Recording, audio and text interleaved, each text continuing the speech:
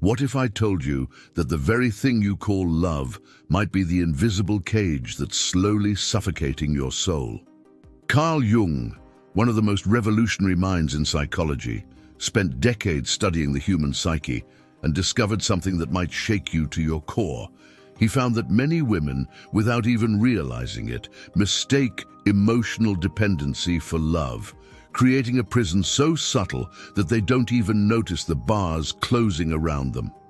Picture this. Sarah has been in a relationship for 3 years. She tells everyone how much she loves her partner, how complete he makes her feel. But here's what she doesn't see. Every decision she makes revolves around his approval. She's stopped calling her friends because he doesn't like them. She's given up hobbies that once brought her joy because they take time away from him. She calls this love, but Jung would call it something entirely different. He would call it the shadow of love, a dangerous illusion that feels real but slowly erodes the very essence of who you are.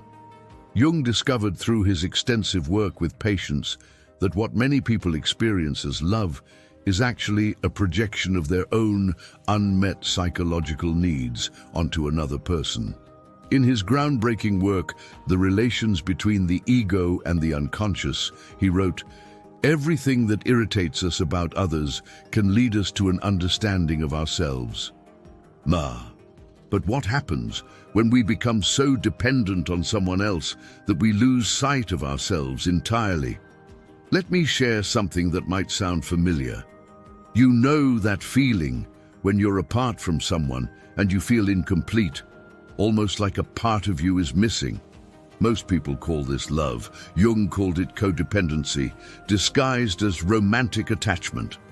He observed that many women, due to societal conditioning and psychological patterns, often merge their identity so completely with their partner that they cease to exist as individuals. The terrifying truth is that this kind of relationship dynamic creates what Jung termed the devouring mother archetype, but in reverse. Instead of consuming others, you allow yourself to be consumed. You mistake the intensity of your need for the depth of your love. You confuse the fear of abandonment with devotion. You interpret jealousy as caring and control as protection. Jung spent years analyzing this phenomenon and found that it stems from what he called the anima and animus projections. When a woman hasn't developed a healthy relationship with her own inner masculine energy, her animus, she projects all of that power onto external male figures. She gives away her strength, her decision-making power, her very sense of self, believing that this surrender is what love requires. But here's where it gets even more disturbing. This pattern doesn't just affect romantic relationships, it seeps into every area of life. Women trapped in this psychological prison often find themselves unable to make decisions without seeking approval, unable to pursue their dreams without permission, unable to even know what they truly want because they've spent so long wanting what someone else wants them to want. I want you to think about the women in your life. How many of them have you seen disappear into relationships, becoming pale shadows of who they once were?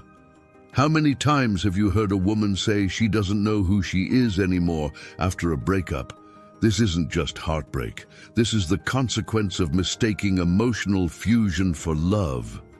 Jung discovered that true love, what he called conscious love, can only exist between two whole individuals.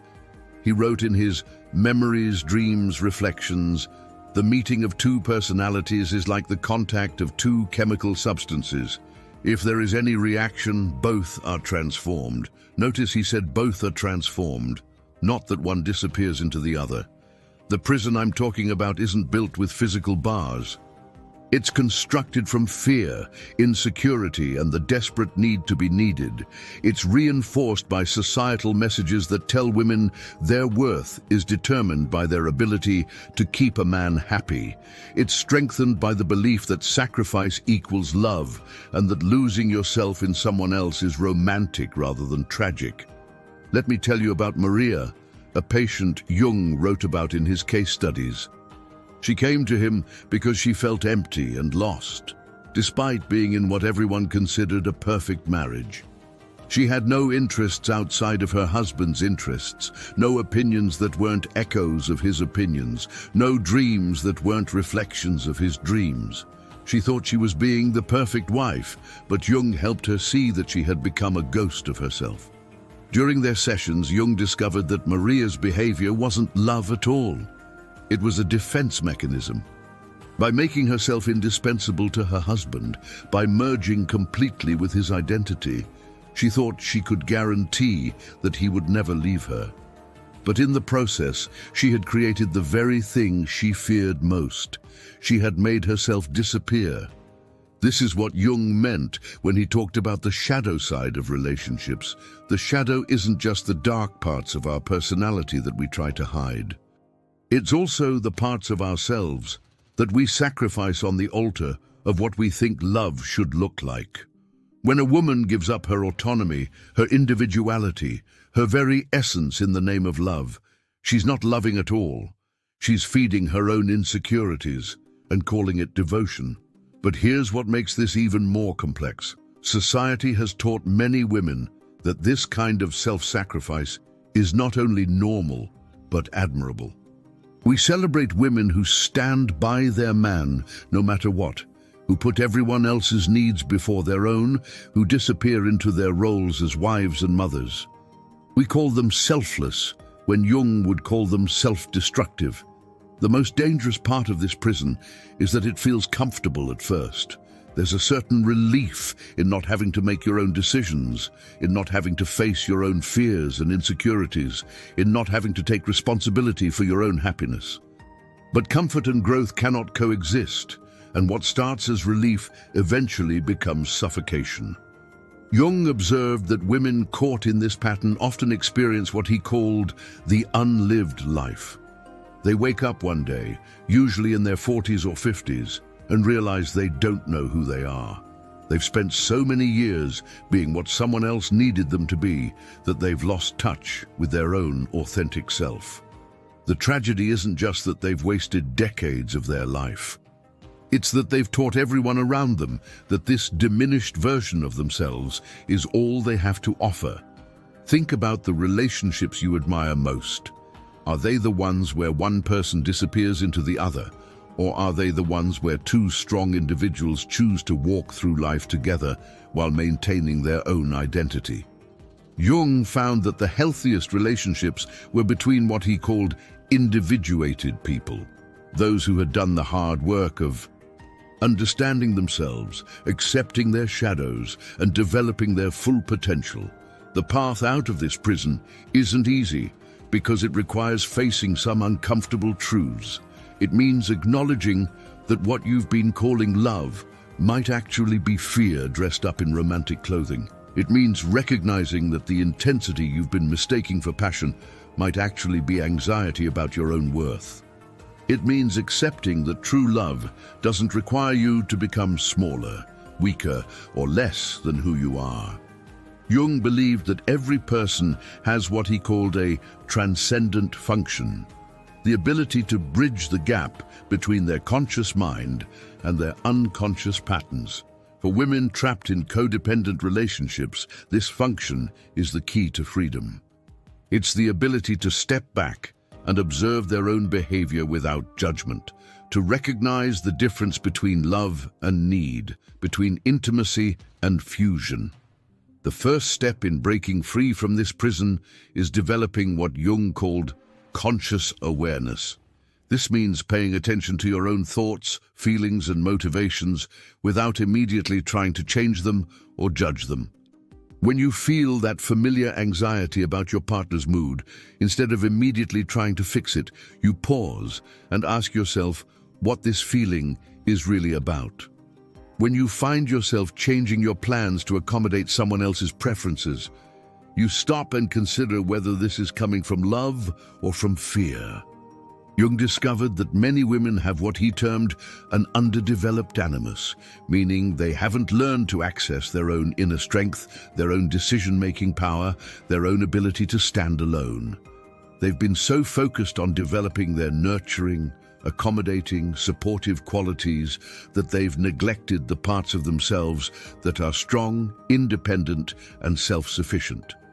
But here's what Jung found most fascinating about this pattern. The very women who sacrifice themselves in relationships often have incredibly strong personalities underneath their accommodating exterior. They're not weak. They're not helpless. They've simply been taught that their strength is a threat to love, that their independence will drive people away, that their full self is too much for anyone to handle. The truth that Jung uncovered through decades of research is that the opposite is true. People are attracted to wholeness, not emptiness. They're drawn to individuals who know who they are and what they want, not to those who mold themselves into whatever shape seems most appealing at the moment. The woman who disappears into her relationship doesn't become more lovable. She becomes less interesting, less challenging, less alive. This doesn't mean that compromise and consideration aren't important in relationships. Jung wasn't advocating for selfishness or independence at the expense of connection. What he discovered was that true intimacy requires two complete people choosing to share their lives, not one person absorbing the other. He wrote, "The privilege of a lifetime is to become who you truly are." Let me share something that might challenge everything you think you know about love. Jung found that many women stay in relationships not because they love their partner, but because they're terrified of discovering who they are without them. The relationship becomes a hiding place from their own potential, their own power, their own responsibility for creating a meaningful life. Have you ever noticed how some women seem to lose their spark when they enter serious relationships? How their eyes become duller, their conversations less animated, their dreams smaller. This isn't what love does to people. This is what happens when someone mistakes emotional dependency for devotion, when they confuse the safety of known misery with the uncertainty of authentic happiness. Jung's work revealed that this pattern often begins in childhood. Many women learn early that their worth is tied to their ability to make others happy, to be what others need them to be, to disappear their own needs in service of someone else's comfort. They carry this programming into their adult relationships, believing that love means self-erasure, that caring means self-sacrifice, that intimacy means losing themselves in another person. The most heartbreaking part of Jung's research was discovering how many brilliant, talented, extraordinary women had convinced themselves that they were ordinary, that their dreams were selfish, that their ambitions were threats to their relationships. They had taken their greatest gifts and buried them so deep that they forgot they ever existed. But Jung also discovered something incredibly hopeful. He found that it's never too late to reclaim yourself, to step out of the prison you've built from your own fears and insecurities. The process he called individuation isn't just for young people trying to figure out who they are. It's for anyone who's ready to stop living a borrowed life and start living their own. The woman who breaks free from this pattern doesn't become selfish or uncaring. She becomes more capable of genuine love because she has a complete self to offer. She doesn't need someone else to complete her because she's already whole. She doesn't cling to relationships out of desperation because she knows she can survive and thrive on her own. She chooses love from a place of strength, not from a place of fear. Jung observed that when women reclaim their full selves, their relationships either evolve to a higher level or they end naturally. The people who are attracted to the diminished version often lose interest when faced with the full person. But this isn't a loss. It's a revelation. It shows you who was really there for you and who was there for what you could do for them. The path to freedom requires what Jung called holding the tension of opposites. You have to learn to be both independent and connected, both strong and vulnerable, both self-sufficient and open to love. You have to develop the ability to stand alone while choosing to be with someone, to maintain your own identity while creating something beautiful together. This is the vision Jung offered us. Not love as prison, but love as liberation. Not relationships as places to hide from ourselves, but as spaces where we can reveal our truest selves. Not partnerships based on need and fear, but connections built on choice and growth and mutual respect for each other's full humanity. The question isn't whether you deserve love. The question is whether you're ready to love yourself enough to stop accepting anything less than what your soul truly craves. Are you ready to step out of the comfortable prison you've built from your own insecurities and discover what you're really capable of when you stop making yourself smaller to fit into someone else's idea of who you should be? This is Jung's challenge to every woman watching this, not to choose between love and independence, but to refuse to accept any relationship that requires you to sacrifice one for the other. To understand that the love worth having is the love that celebrates your full self, not the love that demands you diminish yourself to make someone else comfortable. The prison doors aren't locked from the outside. They never were. Jung showed us that we hold the key, and we always have. The only question is whether we're brave enough to use it. What makes this even more complex is that Jung discovered these patterns aren't just individual problems. They're generational cycles that get passed down from mother to daughter, like invisible inheritance. He observed that women who haven't individuated often unconsciously teach their daughters that their value lies in their ability to please others, to be accommodating, to make themselves indispensable through self-sacrifice. Jung wrote extensively about what he called the mother complex and how it affects women's ability to form healthy relationships. When a woman grows up watching her mother disappear into her role as wife and mother, when she sees her mother's dreams consistently take second place to everyone else's needs, she learns that this is what love looks like.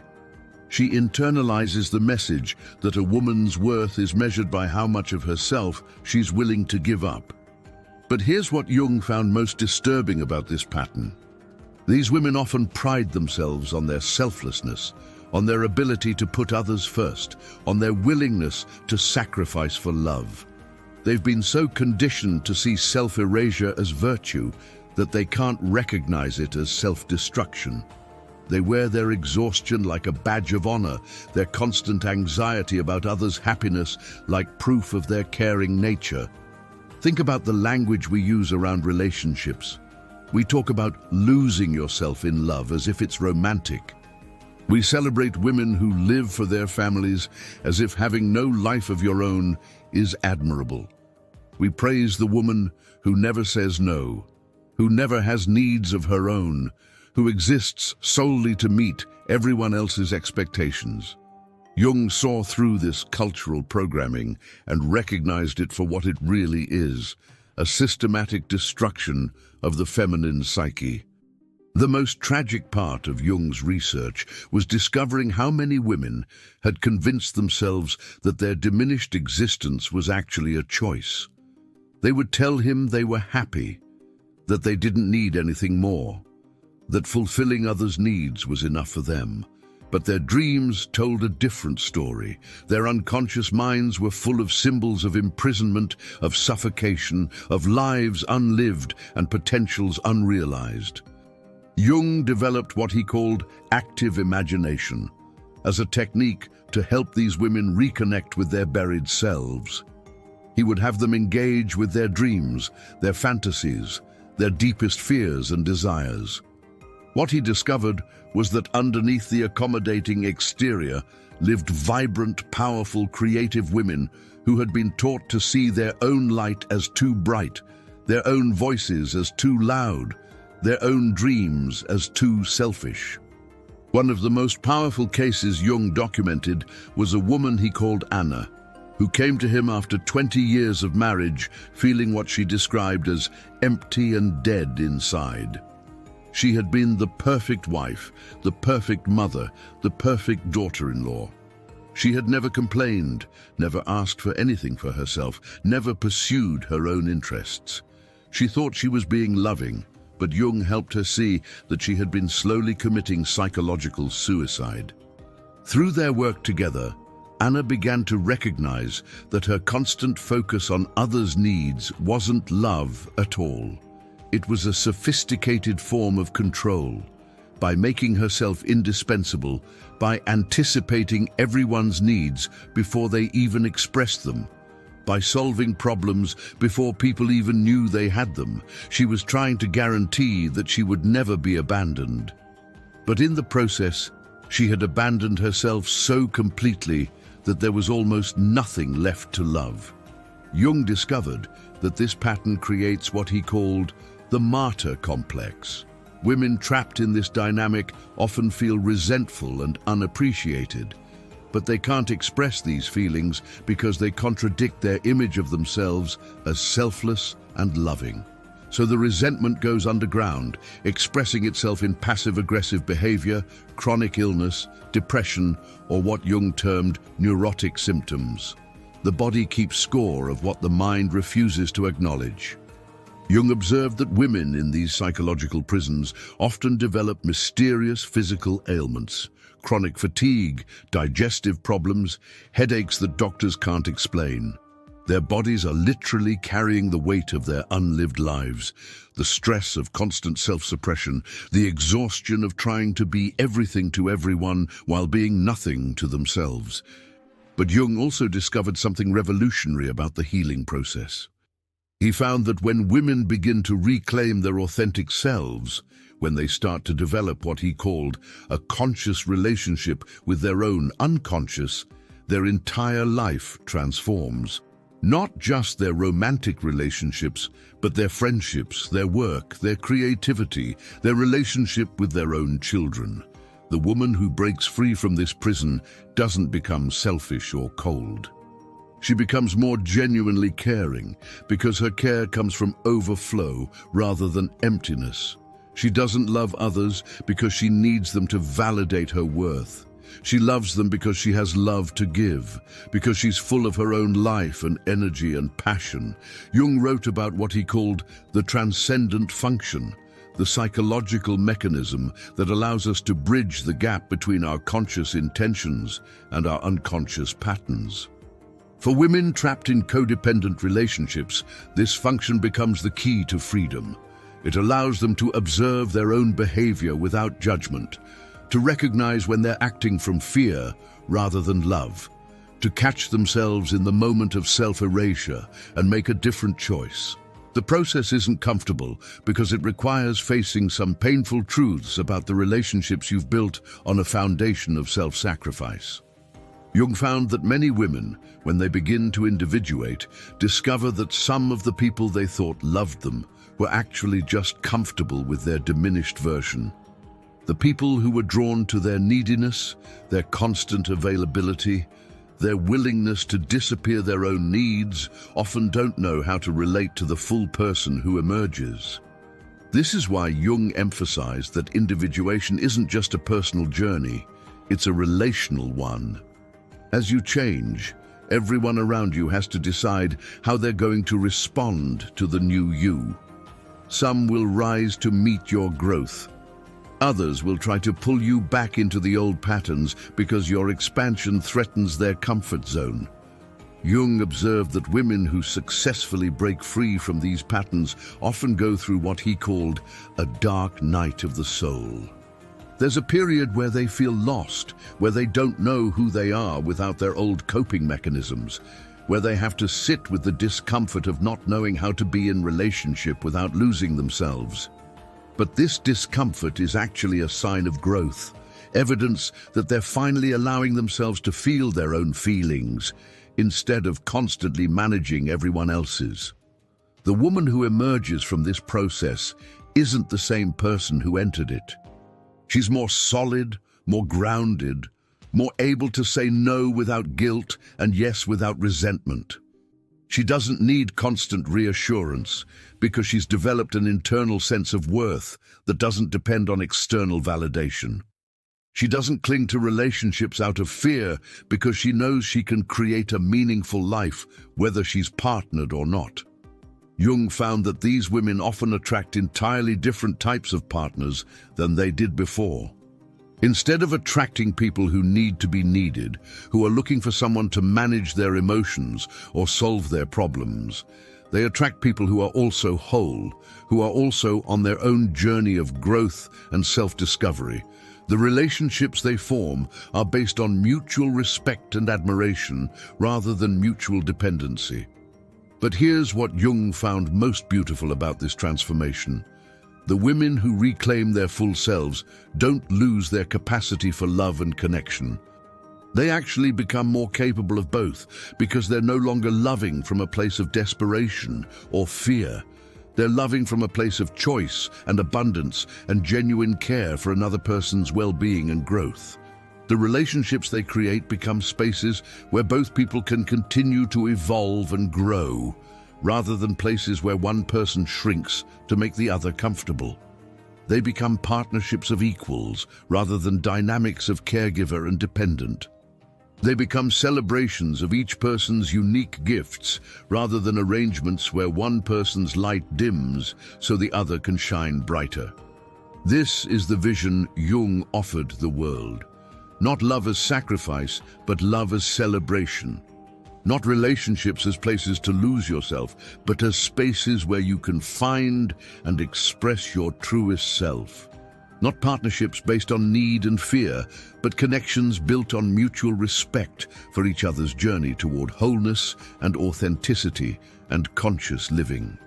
The prison Jung identified isn't just about romantic relationships. It extends to every area of life. Many women find themselves trapped in careers that don't fulfill them because they're doing what they think they should do rather than what they actually want to do.